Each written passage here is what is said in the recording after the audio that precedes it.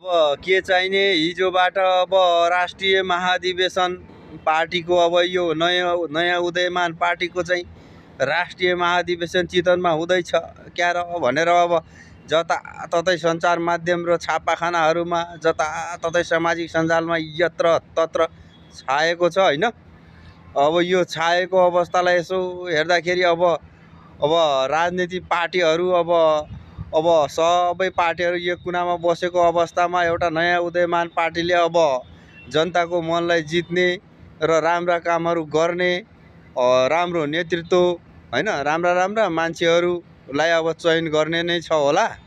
अब धेरै भन्ने कुरो पनि छैन। अब त्यहाँ गण्यमान्य व्यक्तित्वहरूले अब निर्णय गर्ने नै हो।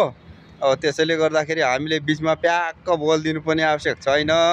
अनि फेरि कसैलाई त लाग्ला किन प्याक्क बोल्या होला होइन, के चाहिँ यसको लाया होला, किन यो बौला होला भन्ने पनि लायो होला।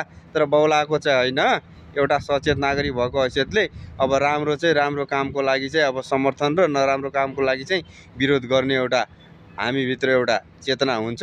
त्यो चेतनालाई उजागर गरेको मात्रै हो। त्यसैले गर्दाखेरि अब चाहिँ आउने चाहिँ महाधिवेशनमा राम्रो एउटा नेतृत्व, जुझारु नेतृत्व चयन होस् र त्यसले देशमा चाहिँ 10 वर्षभित्र कायाप्लोट गरोस् र हिजोको जस्तै निरन्तरता नहोस्। किनकि त्यो भित्रभित्रै पनि गुटबाद उपगुटबाद, गुटै गुट र अनि भित्रभित्र लुटै लुट चाहिँ नहोस्, अरू चाहिँ सबै होस्। ल जनताको लागि राम्रो होस्, सबैको लागि राम्रो होस्। ल पुराना पार्टीहरूलाई पनि सद्बुद्धि आओस् र नयाँहरूलाई त झनै राम्रो सद्बुद्धि मिलोस् र सबैले अब सङ्कल्प मिलेर राम्रो गरून् भन्ने त जनताले चाहेकै छन् नि त होइन र।